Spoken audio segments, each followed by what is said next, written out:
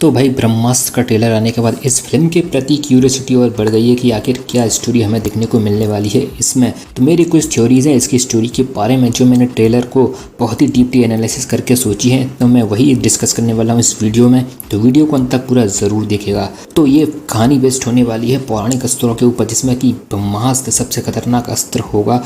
उसी की खोज को लेकर ये पूरी कहानी होगी, जिसमें एक पक्ष होगा जो इसको गलत हाथों में नहीं लगने देना चाहता होगा, दूसरा पक्ष होगा जो इसको पाकर सर्वशक्तिमान बनना चाहेगा, यानी कि गुड वर्सेस एविल वाला कंसेप्ट जो कि सदियों से चलता आ रहा है। तो फिल्म की कहानी शुरू होगी ये बताते हुए कि हजारों साल पहले ब्रह्मास्त्र को कुछ पार्ट्स में डिवाइड करके पृथ्वी पर अलग अलग लोकेशन पर छुपा दिया गया था। और फिर कहानी जो है वो आज के समय में आएगी, जहाँ आज भी कुछ लोग उन्हीं पौराणिक अस्त्रों की शक्तियों को धारित किए हुए हैं। अब आते हैं इन किरदारों पर। तो इन किरदारों को मैं दो कैटेगरी में बांटता हूँ।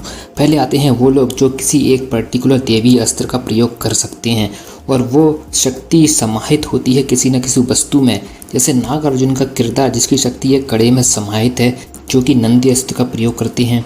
अमिताभ बच्चन के किरदार की भी एक खंजर में शक्ति समाहित है और एक किरदार हमें ट्रेलर में देखने को मिलता है जिसके पास हनुमान अस्त्र है, उसकी शक्ति उसके लेफ्ट पैर के कड़े में समाहित है। तो ऐसी ही बहुत सारे लोग हैं जो इस तरह के अस्त्र धारित किए हुए हैं। ये सब लोग प्रोबेबली अच्छाई का साथ देने वाले होंगे और अमिताभ बच्चन का किरदार होगा इनका मार्गदर्शक। अब या तो ये लोग पौराणिक काल से ही मौजूद होंगे या फिर ये नॉर्मल इंसान हैं जिनको किसी सुप्रीम पावर ने चूज किया है इस काम के लिए। अब सेम चीज हमें एविल साइड वाले ग्रुप में भी नजर आती है, जिसको लीड कर रही है मौनी रॉय का किरदार जुनून, और इन सब की पावर को लाल रंग में दर्शाया गया है, यानी कि खतरा एविल। अब आते हैं दूसरी कैटेगरी के किरदार जो कि इनसे सुपीरियर हैं, जो कि खुद ही एक अस्त्र हैं, जिसमें शामिल है हमारा प्रोटोगोनिस्ट शिवा यानी कि रणवीर कपूर का किरदार जो कि एक अग्नि अस्त्र है। और इसके बारे में ये कहा गया है कि ये ब्रह्मास्त्र की किस्मत का सिकंदर है। तो आई थिंक ये शिवा ही ब्रह्मास्त्र को डिस्ट्रॉय कर सकता है और मे बी ये भगवान शिव का अंश अवतार हो। लेकिन ट्रेलर में एक चीज का और जिक्र होता है जिसमें नाम आता है जल वायु अग्नि। तो अग्नि तो हो गया रणवीर कपूर का किरदार। वायु अस्त्र कौन है उसका चेहरा हमें दिखाया नहीं गया है, लेकिन जब ये अगला सीन आता है तो एक शख्स घोड़े पे जाता हुआ नजर आता है जिसके पीछे वायु के रूप में शक्ति चल रही होती है।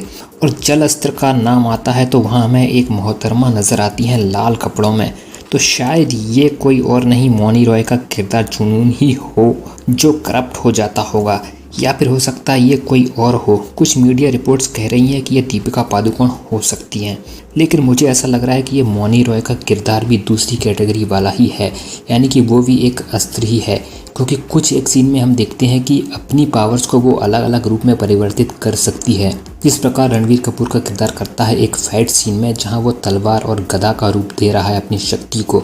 और फिर कुछ और सीन्स को देखकर ये प्रतीत हो रहा है कि जुनून जो है वो कामयाब हो जाती है ब्रह्मास्त्र के टुकड़ों को ढूंढने में, क्योंकि इस सीन में आप देखोगे तो एक फीमेल किरदार है जो ब्रह्मास्त्र की पावर को जागृत कर रहा है और ये किरदार जुनून ही होगा। और जुनून को ब्रह्मास्त्र के टुकड़े कहाँ छुपे हुए हैं ये पता चलेगा शाहरुख खान के किरदार से, जिसके बारे में कहा जा रहा है कि वो एक साइंटिस्ट का किरदार होगा जो कि माइथोलॉजी पर रिसर्च करता है। तो मे बी यही साइंटिस्ट का किरदार पता लगा लेगा ब्रह्मास्त्र के टुकड़ों की लोकेशन, और इस बात का पता जुनून लगा लेगी क्योंकि एक सीन में वो किसी के घर की बालकनी में खड़ी नजर आ रही है। तो हो सकता है ये शाहरुख खान के किरदार का घर हो जहां जुनून उससे जानकारी हासिल करने आई होगी।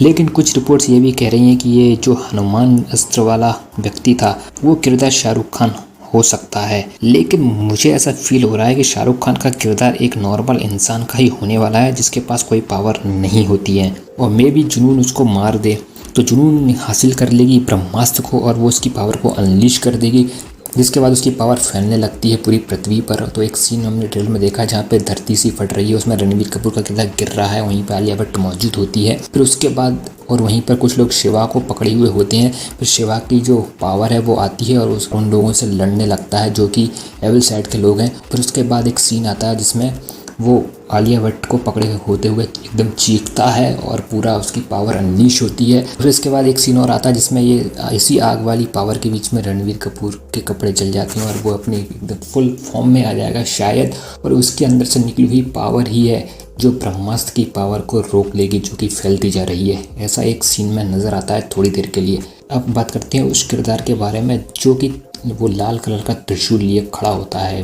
मे भी ये शिवा ही हो जो अपने फुल फॉर्म में आ गया हो, या फिर मेरे को ऐसा लगता है कि ये वो शक्ति है जिसको जागृत करने के लिए ब्रह्मास्त्र का इस्तेमाल किया गया है। इसी को जागृत करने के लिए मौनी राय ब्रह्मास्त्र चाहती होगी, और ये शख्स वही होगा जिसने हजारों साल पहले ब्रह्मास्त्र को पा लिया होगा, लेकिन इसको रोक दिया गया था और ब्रह्मास्त्र को नष्ट कर दिया गया था।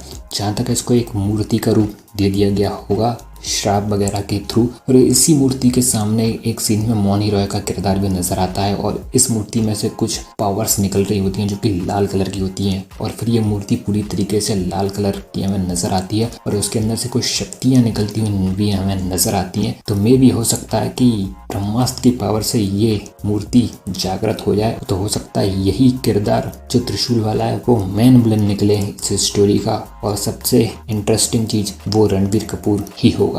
और फिर इसी पॉइंट पर जाकर जहाँ तक है ये फर्स्ट पार्ट एंड होगा, फिर उसके बाद की जो कहानी है वो हमें अगले पार्ट में देखने को मिलेगी, जहाँ पर शायद हमें विष्णु भगवान के अंश अवतार की एंट्री देखने को मिल जाए, या फिर जो बची हुई जो दो शक्तियाँ हैं जल और वायु, वो फिर हमें वो सेकंड पार्ट में नजर आए इस करप्ट हुए शिवा को रोकने के लिए। मे बी ये एक कहानी हो सकती है इस पूरी ट्रायोलॉजी की। तो मेरे दिमाग में एक ये थ्योरी भी है। बाकी तुम्हें क्या लगता है? तुमने अगर ब्रह्मास्त्र का ट्रेलर देखा है तो तुम्हारी क्या थ्योरीज हैं इसको लेकर, वो तुम अपनी थ्योरीज कमेंट में मुझे जरूर बताना। तो चलिए फिर यहीं पर रैप अप करते हैं इस वीडियो को। वीडियो पसंद आए तो लाइक करना, शेयर करना, चैनल को अगर अभी तक सब्सक्राइब नहीं किया है तो प्लीज सब्सक्राइब जरूर कर लेना। मैं हूँ विवेक और तुम देख रहे हो सिनेमा रिव्यूज। मिलते हैं फिर अगले वीडियो में, तब तक के लिए बाय एंड टेक केयर।